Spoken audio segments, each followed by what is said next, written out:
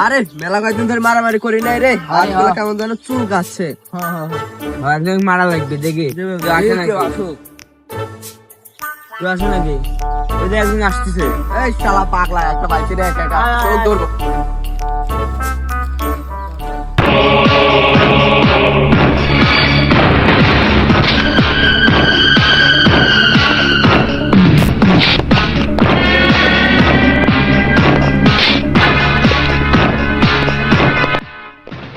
আমিও কি কম পারি নাকি? আমি চায়না থেকে কুম্ফু শিখে আসছি।